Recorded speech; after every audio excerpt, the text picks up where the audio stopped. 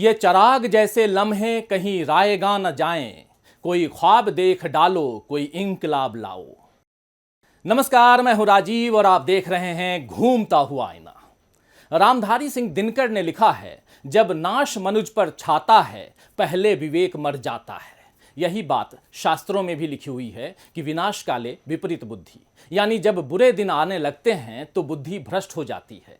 मतलब इंसान सही फैसले नहीं लेता है और ऐसे कदम उठाने लगता है जो उसे और मुश्किल में डाल देते हैं। इस वक्त बीजेपी का हाल कुछ ऐसा ही है। उसकी हर रणनीति, हर फैसला सत्ता पर पकड़ मजबूत बनाए रखने और उसके साथ साथ कांग्रेस को कमजोर करने के लिए होता है। लेकिन अब ऐसा नजर आ रहा है दोस्तों कि बीजेपी के फैसले, उसकी रणनीतियां, उसकी घेराबंदी सब उसी पर भारी पड़ रही हैं।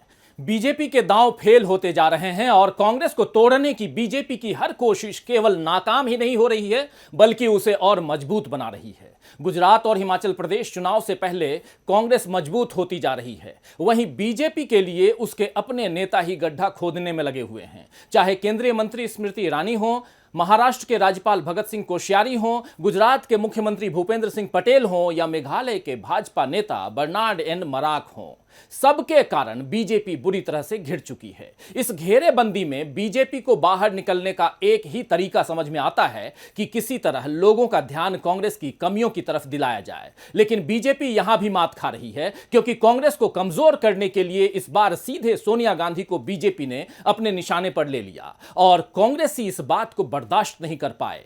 देश की आम जनता के बीच भी सोनिया गांधी के अपमान का अच्छा संदेश नहीं गया, लिहाजा बीजेपी के लिए नाराजगी का माहौल देखा जा रहा है। इसकी एक बानगी पिछले दिनों अमेठी में देखने को मिली, जहां राहुल गांधी को हराने के बाद स्मृति ईरानी ने शायद यह सोच लिया था कि कांग्रेस के इस गढ़ पर उनका पक्का कब्जा हो जाएगा। मगर जिस तरह अमेठी के लोगों ने सोनिया गांधी के अपमान पर स्मृति ईरानी के खिलाफ नाराजगी जाहिर की है, उससे समझ आता है कि आने वाले चुनाव यानी 2024 में अमेठी फिर से गांधी परिवार के पास जा सकती है। महाराष्ट्र में भी राज्यपाल ने गुजरात और राजस्थान में बीजेपी को मजबूत करने के लिए जो दांव खेला, वो बीजेपी के लिए आत्मघाती साबित हुआ है। बड़ी मुश्किल से महाराष्ट्र की सत्ता बीजेपी के हाथ में आई थी, लेकिन एक बयान से सारी बाजी पलट सकती है, क्योंकि सवाल मराठी अस्मिता का है। तो आइए दोस्तों, आज आईने की नजर से पड़ताल करेंगे कि किस तरह बीजेपी अपनी करनी से कांग्रेस को मजबूती दे रही है, और यह भी समझने की कोशिश करेंगे कि अपनी कमजोरी को ढकने के लिए बीजेपी कब तक विपक्ष पर हमले करती रहेगी। संसद से विपक्ष के सांसदों का निलंबन करके बीजेपी क्या लोकतंत्र का निलंबन करने पर तुली हुई है? क्या इस बार विपक्ष के आगे बीजेपी को झुकना होगा? इन सब पर बात तो होगी ही, लेकिन पहले देखते हैं कुछ वो घटनाएं जिन पर बीजेपी फंस चुकी है। महाराष्ट्र में शिवसेना को तोड़कर पिछले दरवाजे से घुसकर सत्ता हासिल करने का जो खेल बीजेपी ने खेला, उसका गवाह पूरा देश है। अपने इस खेल को कामयाब करने के लिए बीजेपी ने सीएम की कुर्सी पर दावा भी छोड़ दिया। देवेंद्र फडणवीस को उप मुख्यमंत्री पद लेकर ही संतोष करना पड़ा और मुख्यमंत्री की कुर्सी एकनाथ शिंदे के पास चली गई। एकनाथ शिंदे अब शिवसेना पर ही कब्जा जमाना चाहते हैं और इसके लिए सारी गोटियां उन्होंने बिसात पर बिठा दी थी। लेकिन इन चालों से शिवसेना को और नुकसान होता, इससे पहले ही राज्यपाल भगत सिंह कोश्यारी ने मुंबई के एक कार्यक्रम में बयान दे दिया कि अगर महाराष्ट्र, खासकर मुंबई और ठाणे से गुजरातियों और राजस्थानियों को हटा दिया जाता है तो तुम्हारे यहाँ कोई पैसा नहीं बचेगा। इसके साथ ही देश की आर्थिक राजधानी भी मुंबई नहीं रह पाएगी। मैं ये बात कई बार लोगों से कहता भी हूँ। इस बयान से साफ जाहिर है कि राज्यपाल महोदय ने गुजरात और राजस्थान के लोगों की तारीफ करने के चक्कर में महाराष्ट्र के लोगों का अपमान कर दिया। महाराष्ट्र की राजनीति में मराठी अस्मिता का मुद्दा हमेशा ही संवेदनशील रहा है और इस बार राज्यपाल ने अपने बयान से इस नाजुक मसले को छेड़ दिया है। जैसे मधुमक्खी के छत्ते को कोई छेड़ दे तो फिर उसके लिए अपना बचाव मुश्किल हो जाता है। कुछ यही हाल इस वक्त बीजेपी का महाराष्ट्र में हो गया है। शिवसेना के मुखिया उद्धव ठाकरे ने इस मुद्दे पर राज्यपाल और बीजेपी दोनों को घेरा है। उनके साथ मनसे के राज ठाकरे भी आ गए हैं और अब एकनाथ शिंदे को भी इस बयान पर अपना अलग रुख दिखाना ही होगा, वरना उन पर मराठी होने का ठप्पा लग जाएगा और महाराष्ट्र में राजनीति करना उनके लिए भारी पड़ जाएगा। लेकिन इसमें सबसे अधिक नुकसान बीजेपी को हो सकता है, क्योंकि बीएमसी चुनाव में शिवसेना को हराने के उसके मंसूबे अब कामयाब नहीं होंगे। तो बीजेपी ने महाराष्ट्र में शिवसेना के साथ साथ एनसीपी और कांग्रेस को भी कमजोर करने की कोशिश की। इन दलों के नेताओं पर ईडी और सीबीआई की कार्रवाइयां हुई ताकि ये बीजेपी का विरोध न कर सकें, लेकिन अब बीजेपी का विरोध महाराष्ट्र की जनता ही करेगी, ऐसा माहौल बन रहा है। इसका नुकसान गुजरात और राजस्थान में भी हो सकता है और इन दोनों राज्यों में कांग्रेस अगले चुनावों में बीजेपी पर भारी पड़ सकती है। बीजेपी केंद्र की राजनीति में भी कांग्रेस को कमजोर करने की सारी कोशिशें कर रही है, लेकिन यहां भी बात बनने की जगह बिगड़ती जा रही है। सोनिया गांधी पर बीजेपी के हमले कांग्रेस के नेता और कार्यकर्ता जरा भी बर्दाश्त नहीं करेंगे और अब तो ऐसा माहौल बन रहा है दोस्तों कि जनता का एक बड़ा वर्ग भी बीजेपी की इस बदले की राजनीति से नाखुश दिख रहा है। पहले ईडी ने जिस तरह 75 बरस की सोनिया गांधी को 3 बार अपने दफ्तर बुलाकर उनसे घंटों पूछताछ की, उस पर कांग्रेस ने देश भर में विरोध प्रदर्शन किया और उससे बीजेपी के खिलाफ माहौल बना है। और अब राष्ट्रपति द्रौपदी मुर्मू के लिए कांग्रेस नेता अधीर रंजन चौधरी ने एक ऐसे संबोधन का इस्तेमाल किया जिस पर बीजेपी ने खूब हंगामा खड़ा किया। कांग्रेस सांसद अधीर रंजन चौधरी ने पिछले दिनों एक पत्रकार से बातचीत में राष्ट्रपति द्रौपदी मुर्मू के लिए विवादित तरीके से संबोधन किया। ये पहला मौका नहीं है जब राष्ट्रपति पद पर महिला के लिए संबोधन में विवाद खड़ा हुआ है। देश को पहली महिला राष्ट्रपति कांग्रेस के शासनकाल में मिली थी। यूपीए शासन में प्रतिभा पाटिल को राष्ट्रपति बनाया गया था और तब भी इस पद पर आसीन व्यक्ति के लिए जेंडर न्यूट्रल शब्द की मांग उठने लगी थी। हालांकि तब राष्ट्रपति पाटिल ने राष्ट्रपति कहलवाना ही पसंद किया था और ऐसे विवाद को विराम दे दिया था। दरअसल आजादी के बाद भी इस विषय पर विचार हुआ था। 1948 में संविधान सभा में भी इस बात पर चर्चा हुई थी कि अगर कोई महिला राष्ट्रपति पद पर आसीन होती है तो क्या उसे राष्ट्रपत्नी कहा जा सकता है। इस सभा में इस पद के लिए कर्णधार शब्द का सुझाव भी सामने आया था, लेकिन पंडित जवाहरलाल नेहरू ने साफ कह दिया था कि इस पद पर कोई भी आसीन हो, यानी महिला हो या पुरुष, उसे राष्ट्रपति ही कहा जाएगा। बाद में भी इस विषय पर बहस होती रही कि एक ऐसा संबोधन होना चाहिए जो महिला और पुरुष दोनों पर सटीक बैठे। बहरहाल राष्ट्रपति शब्द ही अब स्वीकृत है और अधीर रंजन चौधरी ने अपनी जुबान फिसलने के लिए राष्ट्रपति से बाकायदा माफी भी मांग ली है। लेकिन बीजेपी के सांसदों, खासकर स्मृति ईरानी ने सदन के भीतर सोनिया गांधी से जिस अभद्रता के साथ बात की, उस पर अब उनकी खूब आलोचना हो रही है। कांग्रेस के अलावा दूसरे दलों के नेता भी बीजेपी के इस रुख पर नाराज दिख रहे हैं। टीएमसी सांसद महुआ मोइत्रा ने कहा कि श्रीमती गांधी जैसी वरिष्ठ और शालीन नेता के साथ ऐसा व्यवहार सही नहीं है। वहीं सपा सांसद जया बच्चन ने भी कहा है कि संसद में जो हुआ वो बेहद शर्मनाक है। इस तरह का बर्ताव हमने पहले कभी नहीं देखा।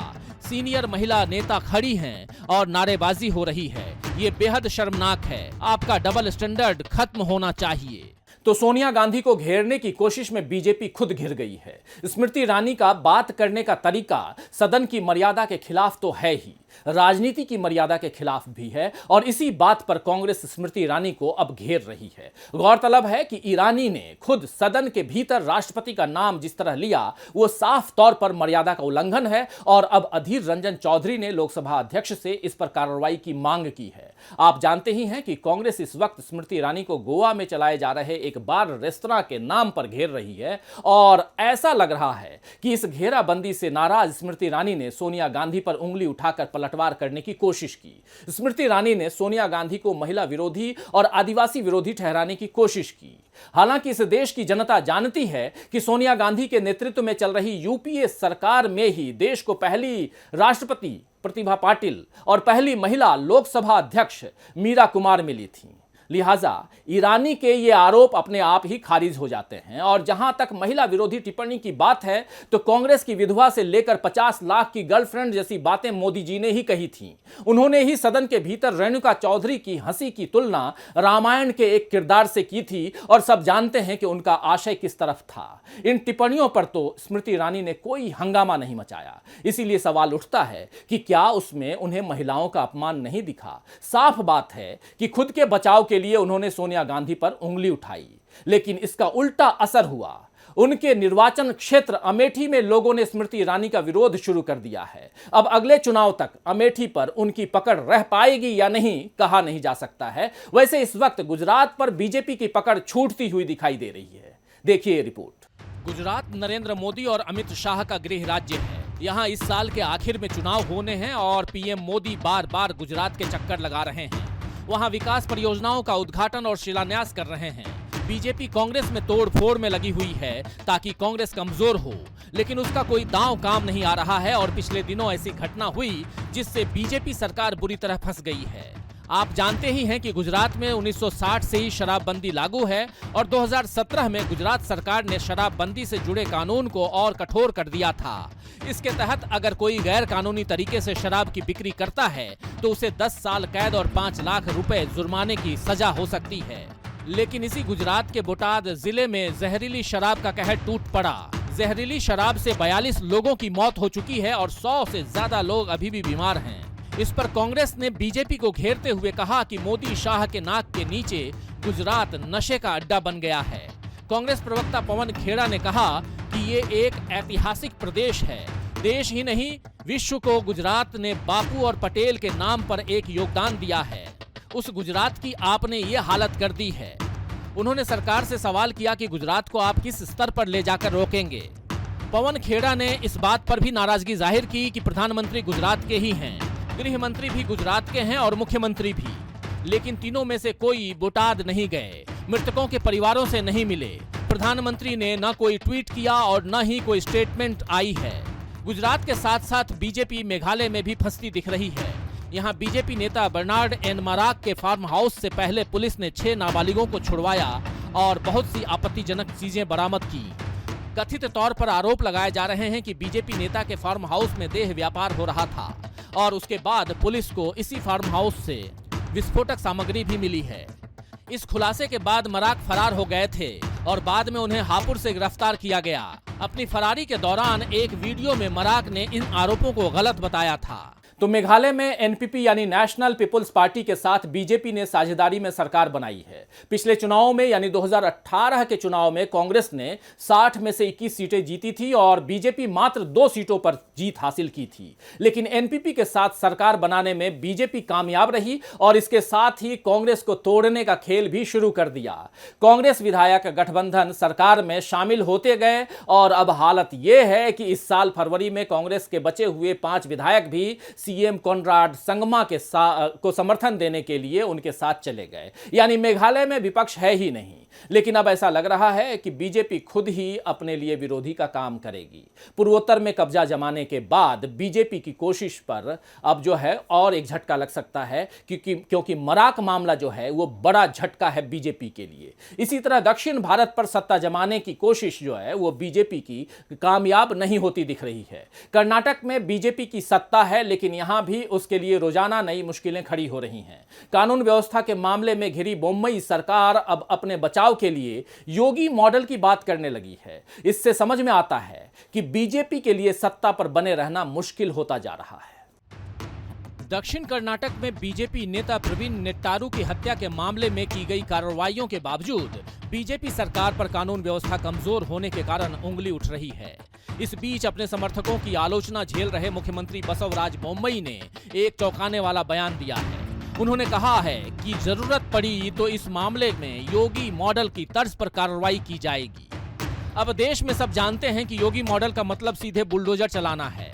सीएम योगी को अब बुलडोजर बाबा कहा जाने लगा है।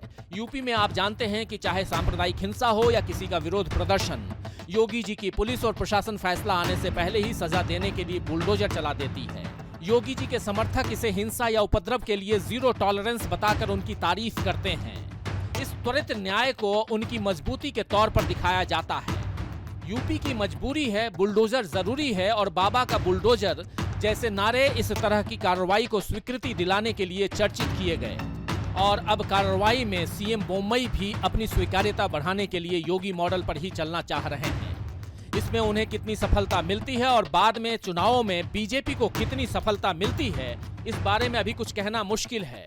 हालांकि योगी मॉडल की बात करके सीएम बोम्मई मोदी जी की सत्ता को ही चुनौती दे रहे हैं। तो बीजेपी अब तक सारे चुनाव मोदी जी के चेहरे पर लड़ती आई है। केंद्र की सत्ता हो या राज्यों की सत्ता हो, हर जगह मोदी जी का चेहरा ही आगे रहता है। लेकिन अब मोदी बनाम योगी का माहौल बनता जा रहा है। उत्तर प्रदेश के विधानसभा चुनाव में 37 साल बाद ऐसा हुआ है जब एक ही दल को दोबारा सत्ता हासिल हुई है। उत्तर प्रदेश की 403 विधानसभा सीटों में से बीजेपी ने अपने दम पर 255 सीटें हासिल की और इस जीत का सेहरा बंधा सीएम योगी के सिर पर। योगी जी की जीत बीजेपी की ही जीत है, लेकिन इसमें मोदी जी की सत्ता का क्या होगा, यह बड़ा सवाल है। कुल मिलाकर यह नजर आ रहा है कि बीजेपी अंदर और बाहर दोनों जगह कमजोर हो रही है। संगठन के भीतर अगर दो लोगों के बीच प्रतियोगिता यानी कंपटीशन होने लगे तो संगठन कमजोर पड़ेगा ही। इसके साथ ही कांग्रेस को लेकर चले सारे दांव भी बीजेपी पर उल्टे पड़ रहे हैं, जिससे कांग्रेस कमजोर होने की जगह मजबूत होती जा रही है। अब देखना यह है दोस्तों कि क्या बीजेपी अपनी रणनीति में बदलाव करती है। क्या 2024 के चुनाव में कांग्रेस से बीजेपी को कड़ी चुनौती मिलेगी। खैर, शायर अमीर मीनाई ने ठीक ही फरमाया है कि कश्तियां सबकी किनारे पे पहुंच जाती हैं, कश्तियां सबकी किनारे पे पहुंच जाती हैं, ना खुदा जिनका नहीं उनका खुदा होता है। तो आज के लिए बस इतना ही। फिर मिलेंगे खबरों के नए आईने के साथ। तब तक देखते रहिए डीवी लाइव। नमस्कार।